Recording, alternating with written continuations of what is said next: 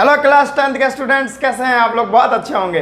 तो आज के इस वीडियो में हम बात करने वाले हैं कि केमिकल इक्वेशंस क्या होते हैं, ठीक है, और केमिकल इक्वेशन के कितने टाइप होते हैं वो भी हम लोग देखेंगे, ठीक है।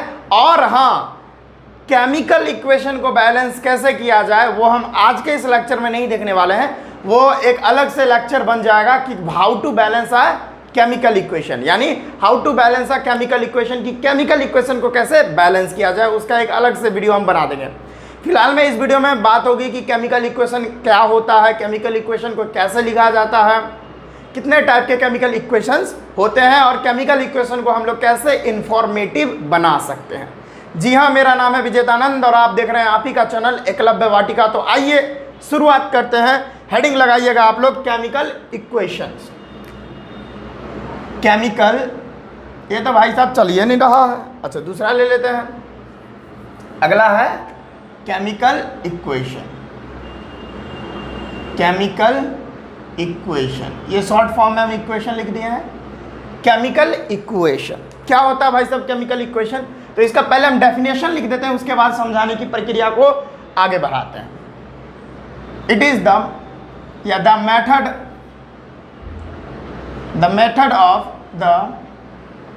Method of representing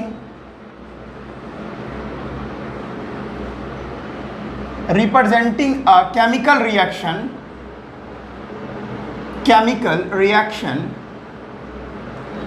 by the help of symbols and formula of elements which are involved in that chemical reaction। देखिए क्या है, मैं एक एक बात को डिटेल से बता रहा हूं। The method of representing a chemical reaction by the help of symbols and formulas of elements which are involved in that reaction। यानी जो भी केमिकल रिएक्शन हो रहा है उस केमिकल रिएक्शन में कौन कौन सा एलिमेंट भाग ले रहा है, कौन कौन सा एलिमेंट पार्टिसिपेट कर रहा है, वो सारे एलिमेंट्स का अगर आप लोग केमिकल फॉर्मूला लिख लो या उस सारे एलिमेंट्स का सिंबल लिख लो जो उस केमिकल रिएक्शन में भाग ले रहे हैं, पार्टिसिपेट कर रहे हैं, तो अगर उस टाइप के मेथड अगर हम लोग इस्तेमाल में ला रहे हैं तो वो ही प्रोसेस होता है केमिकल इक्वेशन को लिखने का, यानी केमिकल रिएक्शन से केमिकल इक्वेशन को लिखने का। क्या है, फिर से समझिए कि यह एक ऐसा मेथड है जिसमें केमिकल रिएक्शन जहां पर हो रहा है और उस केमिकल रिएक्शन में कौन कौन से सब्सटेंस या कौन कौन से एलिमेंट्स पार्टिसिपेट कर रहे हैं, वो सारे एलिमेंट्स का सिंबल और फार्मूला के मदद से हम उसका केमिकल इक्वेशन लिख पाते हैं। समझ में आया केमिकल इक्वेशन क्या होता है? जी हाँ, जैसे हम एग्जाम्पल में आपको बात करें कि जैसे यहाँ पर आपको दिया रहा है, ये तो भाई पूरा उगता नहीं, इसको साइड ही कर देता हूँ मैं। हाँ, अगर एक एग्जाम्पल दिया रहे कि oxygen reacts with hydrogen to form water, तो देखिए ये कितना बड़ा रिएक्शन है तो ये रिएक्शन ही, क्योंकि ऑक्सीजन हाइड्रोजन के साथ रिएक्शन करके वाटर बनाता है, तो ये कितना बड़ा हो गया, देख रहे हैं ना, ये बड़ा है ना।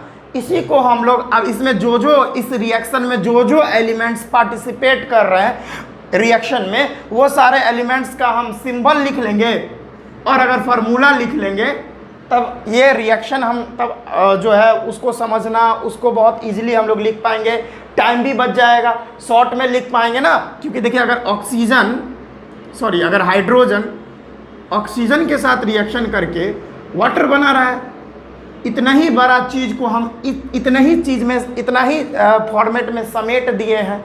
ये देखिए ये कितना बड़ा हो गया, देख रहे हैं, ये टाइम कंज्यूमिंग हो गया। अब ये देखिए ये कितना आसानी से हम लोग यहाँ पर इसको लिख लिए। और ये वाला जो ऊपर एग्जाम्पल आपको दिख रहा है, इसमें ऑक्सीजन का फिजिकल स्टेट क्या है, ऑक्सीजन क्या गैस में होगा यहाँ पर कि लिक्विड में होगा, यहाँ पर भी हाइड्रोजन गैस में होगा कि लिक्विड में होगा, ये पता नहीं चल पा रहा है। तो ये वाला जो इतना बड़ा आप रिएक्शन देख रहे हो, ये हमको कोई इंफॉर्मेशन भी नहीं दे रहा है कि यहाँ पर जो ऑक्सीजन होगा वो गैस में होगा कि लिक्विड में होगा, हमको पता नहीं है। हाँ, हम लोग जानते हैं कि ऑक्सीजन भाई साहब यहाँ पर जो है गैस में होगा। क्यों? क्योंकि हम लोग पढ़ चुके हैं ये सारा चीज़, तो हमको पता है। अगर आप पहले इंसान होते इस दुनिया में जो इसके बारे में पढ़ते, तो आपको भी पता नहीं होता कि यहाँ पर जो ऑक्सीजन होगा वो गैसियस स्टेट में होगा कि लिक्विड स्टेट में होगा। तो यहाँ पर हम अगर केमिकल इक्वेशन लिख रहे हैं इसका, तो यहाँ पर हमको ये भी पता चल रहा है कि भाई साहब यहाँ पे हाइड्रोजन ऑक्सीजन का फिजिकल स्टेट क्या होगा। ठीक है, ओके। तो अब इससे जो है इतना बड़ा को हम इतना में ही समेट दिए, तो इससे हमारा समय बच गया। तो इसी के लिए हम इस ट्रिक को यानी इस मेथड को हम लोग इस्तेमाल करते हैं। समझ में आया कि जहाँ भी केमिकल रिएक्शन हो रहा है, उस केमिकल रिएक्शन में जो जो एलिमेंट्स पार्टिसिपेट कर रहे हैं रिएक्शन में, वो सारे एलिमेंट्स का या तो आप सिंबल लिख दो या उसका जो केमिकल फार्मूला आता है वो लिख दो, जिससे जो है आप लोग पूरी तरह से केमिकल इक्वेशन बना दोगे उस केमिकल रिएक्शन का, जो आपके लिए बहुत ही हेल्पफुल रहने वाला है। ये पहला एग्जाम्पल था जिसको हमने, ये देखिए इतना वाला रिएक्शन था, इसको केमिकल इक्वेशन के तौर पर लिखे। देखिए कितना आसानी से लिख दिए। जैसे एक और रिएक्शन होगा, उसको हम लोग आपको बता रहे हैं। जैसे ये हाइड्रोजन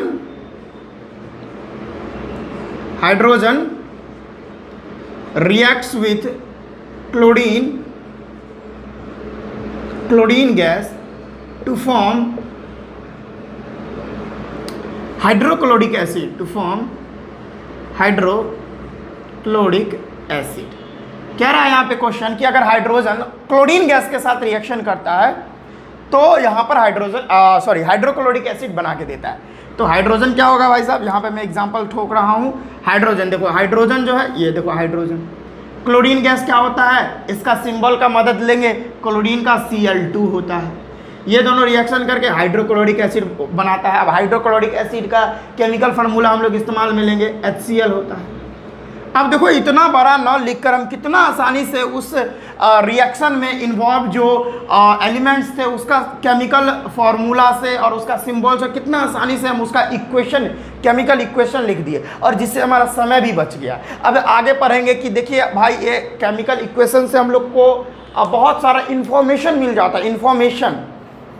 इस केमिकल इक्वेशन से हमको बहुत सारा इन्फॉर्मेशन मिल जाएगा कि भाई साहब इसका फिजिकल स्टेट क्या है, इसका जो है इसमें इसका हीट चेंज हो रहा है कि नहीं, यानी ये रिएक्शन जो है एक्सोथर्मिक रिएक्शन है कि इंडोथर्मिक रिएक्शन है, ये भी पता चल जाएगा हमको। और उसके साथ साथ हमको एक और चीज़ पता चलेगा कि भाई कंडीशन क्या है, बहुत कुछ यहाँ पर हमको पता चलेगा। यानी कंडीशन, यानी ये जो रिएक्शन होगा किस कंडीशन में होगा, क्या इसका प्रेशर बहुत सारा रहना चाहिए कि यहाँ पर टेम्परेचर कितना देना चाहिए, क्या इसमें कोई कैटलिस्ट भी लगेगा इस रिएक्शन में, तो वो सारा चीज़ आपको पता हो जाएगा। और ये सब चीज़ जो है ना एक केमिकल इक्वेशन को बहुत ज़्यादा इंफॉर्मेटिव बना देता है। तो ये सिर्फ हम केमिकल इक्वेशन में ही कर सकते हैं, केमिकल रिएक्शन का ये सारा चीज़ नहीं हो सकता। अब ये राम कहानी क्या बोल रहे हैं बच्चों, आपको समझ में नहीं आ रहा होगा तो टेंशन नहीं लीजिए, आगे आने वाले लेक्चर्स होंगे जिसमें सारा कुछ आपको समझ में आती जाएगा, तो टेंशन आपको लेना नहीं है। आप लोग मज़ा से पढ़िए, कोई दिक्कत नहीं है, ठीक है। अब जैसे तीसरा एग्जाम्पल मैं और लेके आपको समझा रहा हूँ। देखिए अगर तीसरा कह दे, जैसे यहाँ पर देख लीजिए डिकम्पोजिशन, जैसे यहाँ पे एक रहेगा इस तरह से रिएक्शन रहेगा, when green colored crystal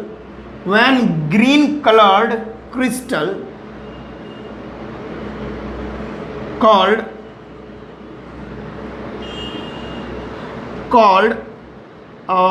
iron sulfate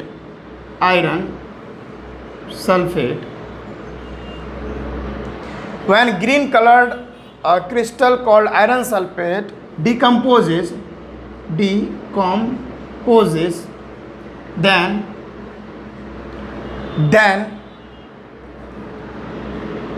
iron oxide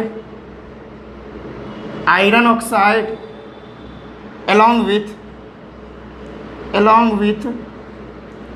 sulphur dioxide, सारे बात को नोट करते जाइएगा, sulphur dioxide and sulphur trioxide gas is formed. अब बताइए साहब, इतना बड़ा रिएक्शन हुआ है, ये देखिए मैंने एक बहुत बड़ा रिएक्शन लिखा। अब इतना बड़ा रिएक्शन हुआ है भाई साहब, इसको लिखने में देखो ना, अभी हम जान के इसको लिखे हैं। अब इतना बड़ा चीज़ लिखने में कितना समय लग गया हमको, कितना टाइम कंज्यूमिंग है ये। और इसको हम चाहते तो केमिकल इक्वेशन में 2 मिनट का यार, 10 सेकेंड भी बहुत सारा हो गया, 6 सेकेंड बोला, 5 सेकेंड में लिख दूंगा। कैसे? तो कह रहा है कि when green coloured crystal called iron sulphate, यानी आयरन सल्फेट जो होता है, मैं इसको मिटाना चाहूँगा, ठीक है, क्योंकि नीचे जगह नहीं है, दिखेगा भी नहीं तो आपको प्रॉब्लम हो जाएगा। मैं थोड़ा इसको मिटा लेता हूँ, मिटा दूँ। अगर आप इसको नोट नहीं किए ना बच्चों, तो जल्दी से आप नोट कर सकते हैं या स्क्रीनशॉट कर सकते हैं। कर लिए हैं? चलिए अब हम इसको मिटाते हैं और यही वाला रिएक्शन ऊपर आपको बता रहे हैं। ओ मैं निकला गड लेके, चलिए ये भी मिटा दे रहा हूँ। देखिए यहाँ जो रिएक्शन दिया हुआ ना, इस रिएक्शन का मैं ऊपर आपको केमिकल इक्वेशन बता रहा हूँ। कैसे? तो जब ग्रीन कलर का आयरन सल्फेट होता है, यानी आयरन सल्फेट FeSO4 होता है, समझ में आएंगी। FeSO4 आयरन का Fe और सल्फेट का SO4। अगर आपको ये नहीं पता है तो यहाँ पर लिखिए आयरन और इधर लिखिए सल्फेट, ठीक है। आयरन का वैलेंसी, देखिए आयरन का वैलेंसी वेरिएबल होता है, ठीक है। आयरन का कभी कभी वैलेंसी 2 हो जाता है, कभी कभी 3 भी हो जाता है आयरन का वैलेंसी। तो अगर किसी भी एलिमेंट का वैलेंसी 1 से ज़्यादा है तो उस एलिमेंट को बोलते हैं कि भाई साहब इसका ना वेरिएबल वैलेंसी है, यानी 1 से ज़्यादा वैलेंसी है, तो आयरन का वैलेंसी वेरिएबल होता है। तो लेकिन अगर यहाँ पर बात करें तो आयरन का वैलेंसी यहाँ पर, पहले तो इसका सिंबल लिख लेते हैं। आयरन का Fe होता है और सल्फेट का SO4 होता है। फिलहाल में यहाँ पर जो आयरन का वैलेंसी होगा ना वो 2 होगा, 2, और सल्फेट का भी वैलेंसी 2 होता है। हम लोग ऑलरेडी पढ़ चुके हैं क्लास 9th में। भाई साहब क्लास 9th में नहीं पढ़े हैं तो ये सारा लेक्चर्स आप लोग देख के आइए, डला होगा यहाँ पर, मेरे आप प्लेलिस्ट में खोजिएगा तो आपको मिलेगा, ठीक है।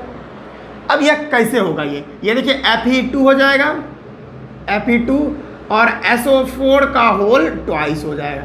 अब 2 से 2 तो मर ही जाएगा, तो बन गया क्या FeSO4। तो आपको तो पता चल गया ना कि कहाँ से आया आयरन सल्फेट। तो आयरन सल्फेट का जो केमिकल फार्मूला होता है वो FeSO4 होता है। अगर आपको ये सारा चीज़ नहीं आ रहा है तो यूट्यूब पर सर्च कर सकते हैं, how to write the chemical formula of any element by Vijeta sir. How to write the chemical formula of any element by Vijeta sir, ठीक है। एलिमेंट या कंपाउंड भी कह सकते हो, कोई दिक्कत नहीं है। आप विजेता सर लास्ट में लगा दोगे, आ जाएगा। अब आयरन सल्फेट यहाँ जो है डिकम्पोज होता है। डिकम्पोज यहाँ पर होगा, अभी फिलहाल मैं बता दे रहा हूँ, हीट से होगा। डेल्टा, ये देखिए ये जो साइन है ना, ये साइन को डेल्टा बोलते हैं, जिसका मतलब होता है हीट। जिसका क्या मतलब होता है? हीट। अगर हम लोग FeSO4 को हीट करेंगे तो यहाँ पर हमको क्या देखने को मिलेगा? Twin twin twin twin iron oxide देखने को मिलेगा, यानी आयरन ऑक्साइड यहाँ पर Fe2O3 होता है। अब यहाँ भी एक लॉजिक, कहीं कहीं बुक में आप देखे होंगे फेरस सल्फेट और फेरस ऑक्साइड और एक फेरिक ऑक्साइड। समझ में आया? समझिएगा बात को, कहीं कहीं पर फेरिक ऑक्साइड होता है और कहीं कहीं पर फेरस ऑक्साइड होता है। ऐसा क्यों? बताओ ऐसा क्यों होता है? तो ऐसा कुछ कारण से होता है। देखो यहाँ पर अगर हम बात करें कि आयरन का यहाँ पर वैलेंसी कितना होगा इस कंडीशन में, यहाँ पर देखो आप, अगर ये Fe2O3 और Fe3O4, जानते हो ये दोनों आयरन का, ये दोनों ऑक्साइड जो है पॉसिबल हो सकता है। एक आयरन जो है Fe2O3 बनाएगा, एक जो है Fe3O4 बनाएगा। ऐसा क्यों? कारण है, बताता हूँ। अब यहाँ Fe2O3 जो देख रहे हो, ये क्या है? यहाँ पर आयरन का वैलेंसी कितना है? यहाँ पर आयरन का वैलेंसी 2 है। क्या है सर? सॉरी, यहाँ पर आयरन का वैलेंसी 3 है। कितना है यहाँ पर? आयरन का वैलेंसी 3 है। अब कैसे? तो अभी बता रहा, इसको मिटा देता हूँ। हाँ देखो होता क्या है, इसको तो आयरन ऑक्साइड पढ़ेंगे, अभी बताएंगे इसको और चीज़ पढ़ा जाता है। यहाँ पर अगर Fe है और यहाँ पर ऑक्सीजन है, अगर आयरन का वैलेंसी 3 होगा और ऑक्सीजन का वैलेंसी 2 होता है, इस दोनों को क्रॉस करोगे तो क्या होगा, Fe2O3 होगा ना। तो यहाँ पर आयरन का वैलेंसी तो 3 हो गया ना, आप लोग यहाँ देख सकते हो, यहाँ पर जो आयरन की वैलेंसी हो गई 3 हो गई, तो यहाँ पर जो आयरन की वैलेंसी है वो 3 हो गई। और इसी के लिए इसका एक और नाम होता है, इसका नाम हम लिख सकते हैं आयरन 3 ऑक्साइड, क्योंकि इसका वैलेंसी 3 है, तो इसका आयरन 3 ऑक्साइड लिख सकते हैं। उसी तरह से अभी क्या था, अभी एक और हम बताए थे Fe3O4, जहाँ पर इसका वैलेंसी क्या हो जाएगा, जैसे देखिए यहाँ पे यानी Fe3O4 का फॉर्मेशन कैसे होगा सर, तो क्या होता है कि जब Fe2O3 जब FeO के साथ, समझिएगा मेरी बातों को, जब Fe2O3 जब FeO के साथ मिलता है तब फॉर्मेशन करता है Fe3O4 का। और मैं ये भी बताऊंगा कि भाई साहब ये Fe3O4 कैसे बनता है, इसका फॉर्मेशन कैसे होता है, ये सारा आगे आने वाले टॉपिक्स में ये सारे चीज़ का डिस्कशन बहुत अच्छे से करना है। तो इसी के लिए टेंशन ना लेने का है, ठीक है, तो टेंशन नहीं लेना है। ये कैसे आया, कोई समझ नहीं आ रहा तो ये सब समझाऊंगा आपको, ठीक है, समझ में आया। अच्छा, तो इसका नाम क्या होगा सर, तो इसका हम नाम बोलेंगे आयरन 2,3 ऑक्साइड, क्योंकि यहाँ पर ध्यान दीजिए, यहाँ भी जो Fe2O3 है इसका तो वैलेंसी 3 है और यहाँ जो FeO है इसका वैलेंसी 2 है। ऐसा क्यों सर आप कह रहे हो कि इसका वैलेंसी सर 3 है, इसका वैलेंसी 2 है। फिलहाल तो आप समझ जाइए कि जब Fe2O3 जब आयरन 3 ऑक्साइड और जब आयरन 3 ऑक्साइड और आयरन 2 ऑक्साइड जब आपस में मिलेगा तब Fe3O4 बनेगा। याद रखिए, जहाँ पर इसका वैलेंसी 3 होगा, इसका 2 होगा। क्यों सर, जब आयरन का वैलेंसी Fe और यहाँ O, जब आयरन का वैलेंसी 2 हो जाएगा और ऑक्सीजन का तो 2 होता ही है, ऑक्साइड का आपस में क्रॉस करोगे तो क्या होगा, Fe2O2 होगा। अब O 2 से 2 कैंसिल हो जाएगा तो FeO होगा। और इसको हम क्या करेंगे, अब यहाँ पर अभी हमने देखा कि यहाँ पर वाला जो आयरन है उसका वैलेंसी 2 है, क्योंकि आयरन का वैलेंसी वेरिएबल होता है, 2 होता है और 3 होता है, दोनों वैलेंसी होता है, वेरिएबल वैलेंसी है, यानी FeO हो गया यहाँ पर। और इसका नाम क्या हो जाएगा, इसको हम पढ़ेंगे आयरन, अब यहाँ पर आयरन का वैलेंसी 2 था तो इसको बोलेंगे आयरन 2 ऑक्साइड। तो जब आयरन 2 ऑक्साइड और आयरन 3 ऑक्साइड आपस में मिलेगा तो यहाँ पर ये Fe3O4 का निर्माण करेगा। समझ में आया, क्यों, क्योंकि Fe2O3 का वैलेंसी 3 है और FeO का वैलेंसी 2 है, इस कारण से ये प्रोसेस होता है। तो ये सारा चीज़ डिटेल में हम देखेंगे, फिलहाल में तो अभी हम ये चीज़ देख रहे थे। इसको मिटा दूँ भाई साहब, कहाँ गया मिटाने वाला, ओ भाई साहब गया कहाँ गया, मैंने यहीं तो रखा था मिटाने वाला। ठीक है, यहीं से मिटा देता हूँ, ये मिटा दूं बच्चों, चलो।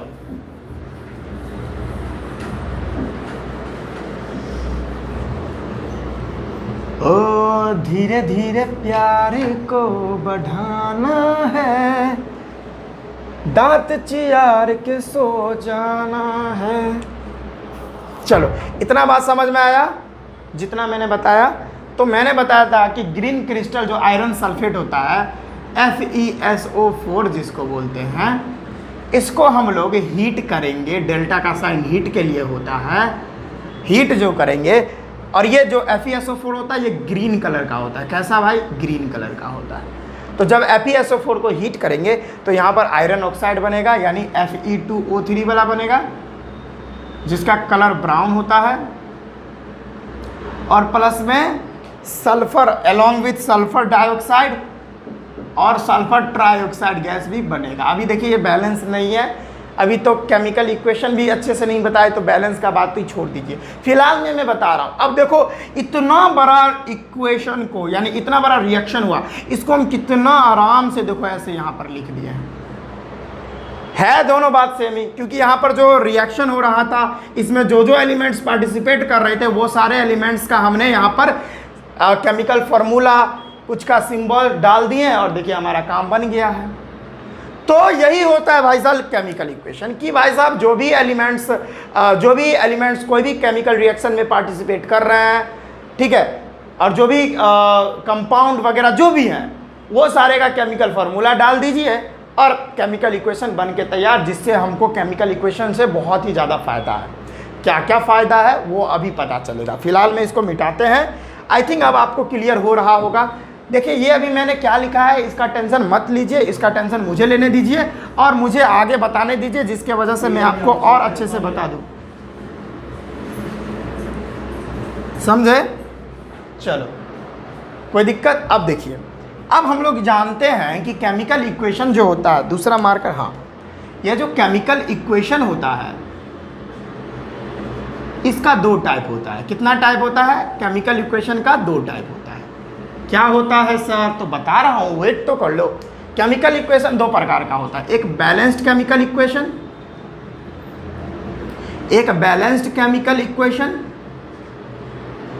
और उसके साथ साथ एक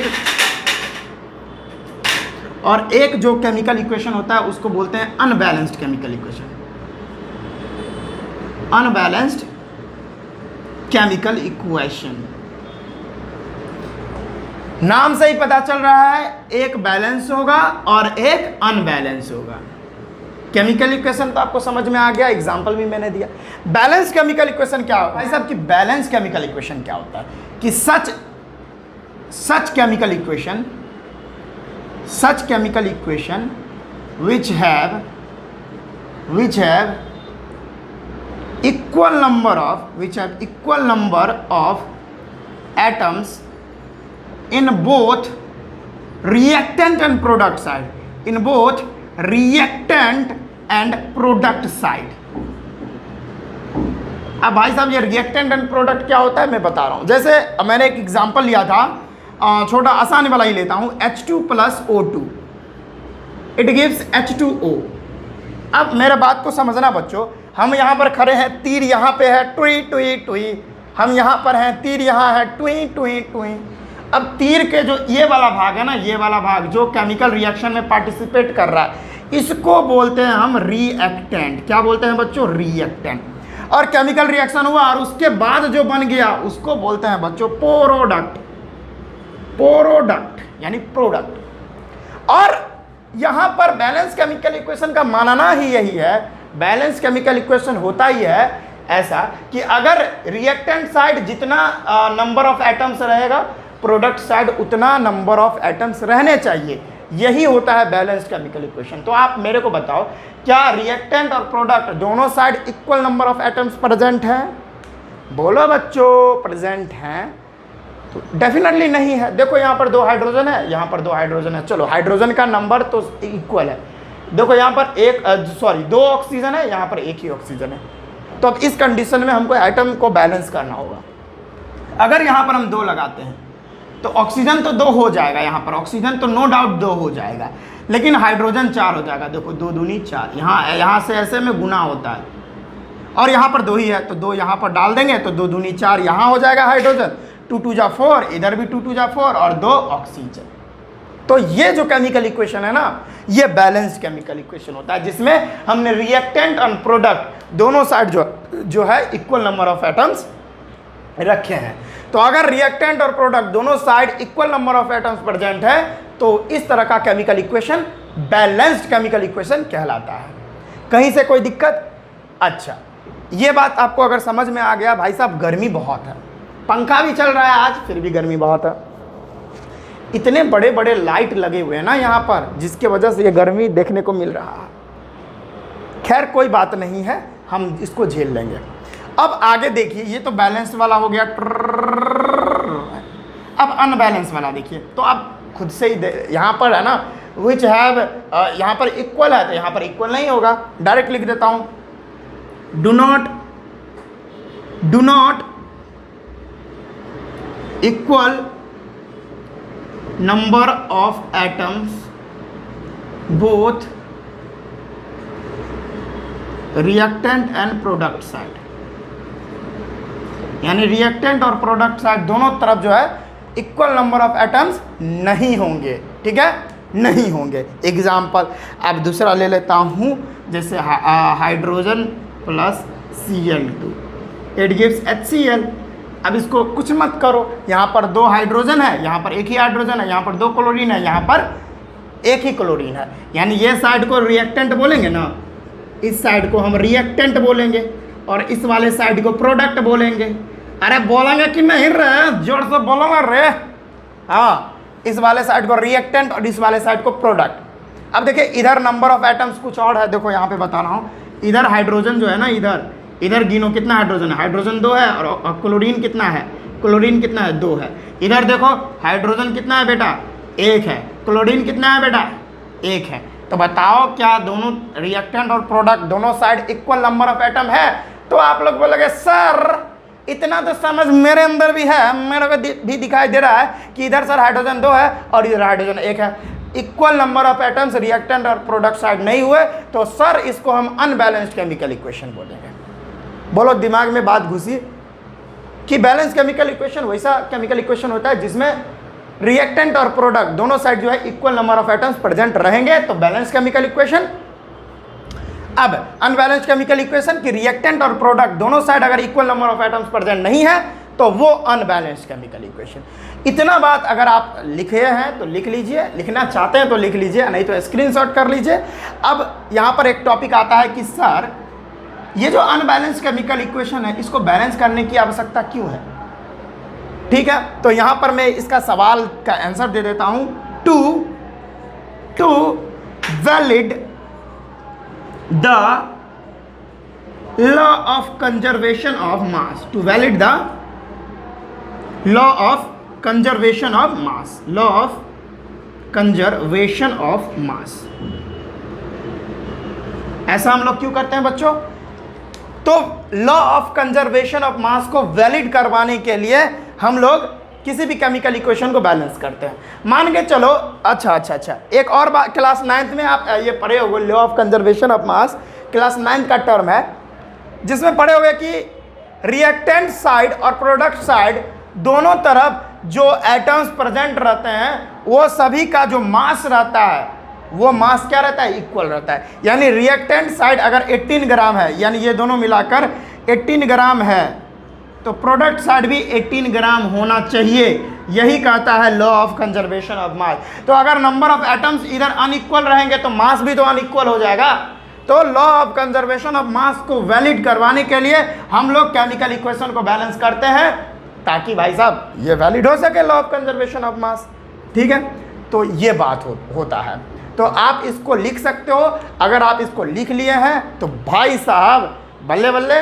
और उसके बाद अभी हम बताने वाले हैं, तो बैलेंस और अनबैलेंस तो पता ही दिए हैं आपको। अब हम बताएंगे कि भाई साहब आप किसी भी केमिकल इक्वेशन को किस तरह से मोर इन्फॉर्मेटिव बना सकते हो, यानी केमिकल इक्वेशन से हम लोग क्या क्या प्राप्त कर सकते हैं अगर हम कुछ चीज़ लोकेट कर दे, यानी अगर हम केमिकल इक्वेशन को इन्फॉर्मेटिव बना दे तब उस चीज़ से हम क्या क्या चीज़ पा सकते हैं। इसके बाद हम यही देखने वाले हैं। पहले आप इसको लिख लो, फिलहाल में हम इसको मिटा देते हैं। इधर गिर गया यार मिटाने वाला, देखो यार कोना में गिर जाता है यार। चलो लिख लिया हो तो अब इसको मिटाते हैं। और अभी हम आपको बता रहे हैं कि किसी भी केमिकल इक्वेशन को आप लोग कैसे मोर इन्फॉर्मेटिव बना सकते हो, ज़्यादा इन्फॉर्मेटिव कैसे बना सकते हो। तो भाई देखो ना, सारा बात समझाऊंगा ना, टेंशन काहे ले रहे हो। चलो ये वाला मार्कर मिट नहीं रहा। जिंदगी कैसी है पहेली, हाय हाय हाय हाय। चलो भाई साहब पसीना पोंछ लिया। अच्छा अब हेडिंग लगाइएगा, हाउ टू मेक a chemical equation more informative।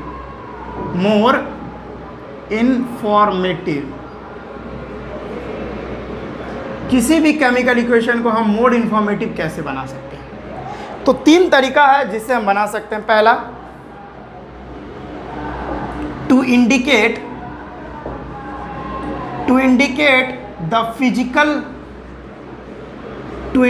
The physical state. दूसरा, to indicate to indicate the heat changes,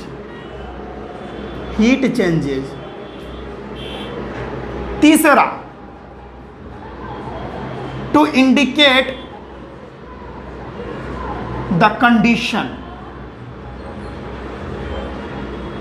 समझ में आया? क्या है कि अगर केमिकल इक्वेशन को हमको मोर इंफॉर्मेटिव बनाना है तो इसके लिए हमको फिजिकल स्टेट, यानी जो भी एलिमेंट्स आपस में रिएक्शन कर रहे हैं वो सारे एलिमेंट्स का आपको फिजिकल स्टेट बताना चाहिए। यानी उसका जो भौतिक अवस्था है कि वो लिक्विड में है कि गैस में है, यानी जो एलिमेंट्स आपस में रिएक्शन कर रहे हैं वो सारे एलिमेंट्स लिक्विड में हैं कि गैस में है कि सॉलिड में है, ये चीज़ बता दोगे ना आप, तो आप केमिकल इक्वेशन को बहुत ज़्यादा इंफॉर्मेटिव बना सकते हो। यानी उस चीज़ से, उस केमिकल इक्वेशन से देखकर ही हमको पता चल जाएगा अच्छा यहाँ पे जो सोडियम रिएक्ट कर रहा है वो सॉलिड में है, अच्छा यहाँ पर जो सोडियम हाइड्रोक्साइड बन रहा है इस रिएक्शन में वो एक्वस स्टेट में है, अच्छा। यानी इंफॉर्मेटिव हम लोग बना देते हैं अगर फिजिकल स्टेट उसका दर्शा देते हैं तब, ठीक है। और उससे हम बहुत सारा चीज़ प्राप्त कर लेते हैं, समझ लेते हैं, अच्छा ये है, यानी इन्फॉर्मेशन उससे प्राप्त कर लेते हैं।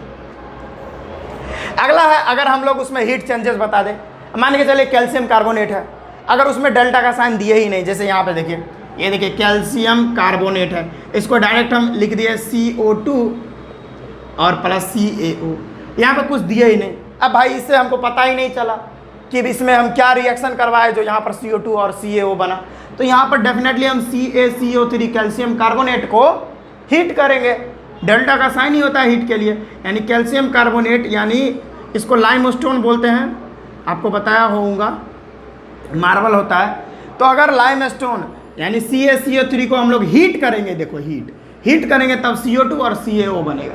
इसमें हम केमिकल इक्वेशन में हम लोग हीट चेंजेस को दिखाएं ना कि हीट हम लोग दे रहे हैं कि हम लोग को हीट मिल रहा है, इससे देखो ये अगर दिखा देंगे तो फिर भी हम लोग केमिकल इक्वेशन को ज़्यादा इन्फॉर्मेटिव बना सकते हैं। अब हम इसे डेल्टा का साइन नहीं दिए हुए थे तो हमको पता भी नहीं चल रहा था क्या कि यहाँ पर कैल्शियम कार्बोनेट को हीट करना है तब ये रिएक्शन स्टार्ट होगी, ठीक है। तो अभी हम यहाँ पर डेल्टा का साइन दे दिए तो इससे हमको इन्फॉर्मेशन तो पता चल गया कि भाई साहब अच्छा ये कैल्शियम कार्बोनेट को हम लोग हीट करते तब जाके कैल्शियम ऑक्साइड क्विकलाइम और यहाँ पर कार्बन डाइऑक्साइड बनता, अन्यथा नहीं बनता।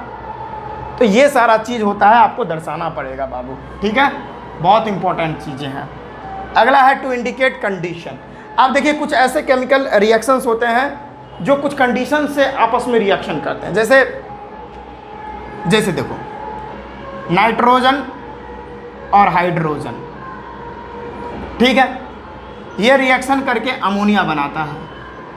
लेकिन जानते हो भाई साहब ये नाइट्रोजन और हाइड्रोजन ऐसे रिएक्शन नहीं करेगा, ऐसे रिएक्शन नहीं करेगा, इसके लिए कुछ कंडीशन है।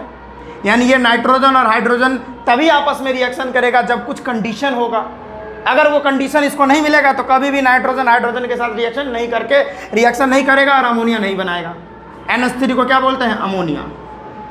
NH3 को अमोनिया बोलते हैं, ठीक है। तो क्या क्या कंडीशन होता है? तो बहुत सारा कंडीशन होता है। कैटलिस्ट होता है, जैसे यहाँ पर जो है इसका पहला फिजिकल स्टेट दिखाना, वो तो चलो वो हम देख लेंगे, लेकिन यहाँ पर कंडीशन होता है, कुछ स्पेसिफिक टेम्परेचर होते हैं यहाँ पे, ठीक है, कुछ टेम्परेचर होता है और यहाँ पर कुछ इसका प्रेशर होता है। क्या होता है? कुछ टेम्परेचर होता है, कुछ इसका प्रेशर होता है और यहाँ पर कुछ कैटलिस्ट होता है। क्या होता है? कैटलिस्ट। ये सारा टेम्परेचर एक स्पेसिफिक होगा, फिर प्रेशर दिखाएंगे, कैटलिस्ट दिखाएंगे, तब ये सारा जो है रिएक्शन करेगा, अन्यथा करेगा ही नहीं, ठीक है। तब जाके ये रिएक्शन करता है। यानी यहाँ पर टेम्परेचर क्या हुआ है? कंडीशन हो गया। प्रेशर क्या हो गया? एक कंडीशन हो गया। कैटलिस्ट क्या हो गया? यह एक कंडीशन हो गया। ये सारा कंडीशन होगा, यानी 100 degree Celsius, pressure something pascal, catalyst ये वाला कैटलिस्ट यानी Fe+Cr O3, कुछ मतलब बहुत तरह के कैटलिस्ट होते हैं, बता रहा हूँ कैटलिस्ट क्या हो रहा है। ये सारा होगा तभी जाके अमोनिया बनेगा, अन्यथा नहीं बनेगा। तो यहाँ पर जो देख रहे हो ना, ये क्या है? यह एक क्या है? कंडीशन है। एक्चुअल में ये नाइट्रोजन और हाइड्रोजन बना के अमोनिया बनाता है। यह एक रिवर्सिबल प्रोसेस है। इसको हम N2+O2 और रिवर्सिबल प्रोसेस का साइन इस तरीके से होता है और तब जाके यह अमोनिया बनता है। ये बैलेंस नहीं है, आप इसको बैलेंस कर सकते हो। एक नेक्स्ट वीडियो आएगी जिसमें हम केमिकल इक्वेशन को बैलेंस करना सिखाएंगे, कैसे इजी वे में हम केमिकल इक्वेशन को बैलेंस करेंगे। नेक्स्ट वीडियो में हम लोग वही देखेंगे। तो अगर आप लोग कंडीशन अगर किसी केमिकल इक्वेशन में दिखा देते हो, फिर भी हम जो है यहाँ पर जो है बताएंगे कि हाँ भाई हमको इन्फॉर्मेशन प्राप्त होगा और हम केमिकल इक्वेशन को ज़्यादा इन्फॉर्मेटिव बना सकते हैं। अगर यहाँ पर टेम्परेचर नहीं डालते, प्रेशर नहीं डालते, कैटलिस्ट नहीं इसमें लिखते, तो हमको पता भी नहीं चलता कि नाइट्रोजन और हाइड्रोजन जो है रिएक्शन करेगा। ठीक है, तो यहाँ पर ये हम लिख दिए ऐसे, तब हमको इन्फॉर्मेशन लग गया, अच्छा नाइट्रोजन और हाइड्रोजन तभी रिएक्शन करेगा जब एक स्पेसिफिक टेम्परेचर देंगे, एक स्पेसिफिक प्रेशर देंगे और एक कैटलिस्ट देंगे, जो कैटलिस्ट इसका उपयोग में होगा, जो कैटलिस्ट से ये रिएक्शन करता होगा वो पर्टिकुलर कैटलिस्ट देंगे, तब जाके अमोनिया बनेगा, अन्यथा नहीं बनेगा। तो ये इसके लिए कंडीशन हो गया।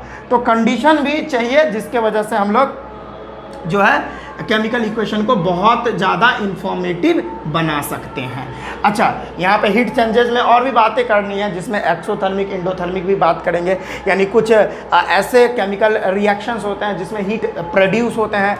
जैसे यहाँ पर देखिए, जैसे आपको बताया था CaO प्लस H2O, इसमें जो है CaOH का होल ट्वाइस बनता है और यहाँ पर जो है ना हीट क्या होगी, निकलेगी, यानी हीट रिलीज होगी।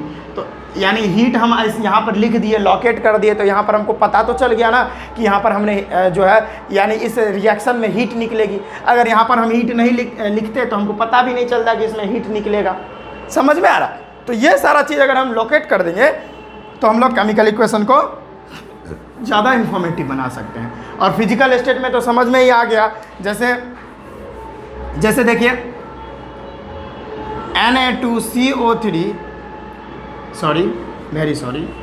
Na2CO3 प्लस में HCl, ये रिएक्शन करेगा तो बनाएगा NaCl प्लस H2O और प्लस CO2। अब यहाँ जितने भी एलिमेंट्स हैं इसका फिजिकल स्टेट दिखाना है, यानी Na2CO3 सॉलिड में होता है, HCl यहाँ पर क्या होगा, HCl यहाँ पर हमारा एक्वस फॉर्म में होता है, NaCl भी हमारा एक्वस फॉर्म में होगा। एक्वस बताया था कि कोई भी सब्सटेंस अगर वाटर में पूरी तरह से डिजॉल्व हो जाता है, घुल जाता है, उस सॉल्यूशन को हम एक्वस सॉल्यूशन बोलते हैं। यहाँ पर वाटर लिक्विड स्टेट में होगा, यहाँ पर कार्बन डाइऑक्साइड गैसियस स्टेट में होगा। तो यहाँ पर इसका हम फिजिकल स्टेट दिखा रहे हैं, अवस्था दिखा रहे हैं एलिमेंट्स का, जिससे हमको यह पता चल जाता है कि अच्छा यहाँ पर सोडियम कार्बोनेट सॉलिड में होगा, अच्छा यहाँ पे हाइड्रोक्लोरिक एसिड एक्वस में होगा। अच्छा, ये एक इन्फॉर्मेशन प्राप्त हो जाता है। तो इस तरह से हम किसी भी केमिकल इक्वेशन को बहुत ज़्यादा इन्फॉर्मेटिव बना देते हैं। तो अगर आपको इसको लिखना है तो जल्दी से आप लिख सकते हैं, जल्दी से आप लिख सकते हैं, जल्दी से, या स्क्रीनशॉट कर लें। चलिए बच्चों, आपने लिख लिए हैं तो आज के इस वीडियो में बस इतना ही रखते हैं। हम मिलते हैं नेक्स्ट वीडियो में। और जितना भी इससे पिछला लेक्चर हो चुका है, जितना भी क्लास अभी तक केमिकल रिएक्शन एंड इक्वेशन का हो चुका है, वो सारे वीडियोस का लिंक आपको डिस्क्रिप्शन में मिल जाएगा और आई बटन पर भी मिल जाएगा। वहाँ एक सिस्टमेटिक ढंग से प्लेलिस्ट बना हुआ है, केमिकल रिएक्शन एंड इक्वेशन विजेता सर 2023 लिखोगे तो एक प्लेलिस्ट खुल के आएगा, जिसमें 2023 बैच के लिए जो 10th के स्टूडेंट है वो वाला video chemical reaction and equation का खुल के आ जाएगा। ठीक है। और हाँ, अभी तक अगर मेरे टेलीग्राम ग्रुप से नहीं जुड़े हो तो जाकर ज़रूर जुड़ो, लिंक आपको उसका भी डिस्क्रिप्शन में मिल जाएगा। ठीक है, या आप टेलीग्राम पे सर्च कर सकते हो एकलव्य वाटिका, वहाँ पर भी आ जाएगा। ठीक है। तो बच्चों, आज के इस वीडियो में बस हम इतना ही रखते हैं। हम मिलते हैं नेक्स्ट वीडियो में। पढ़ाई करते रहिएगा। All the very best.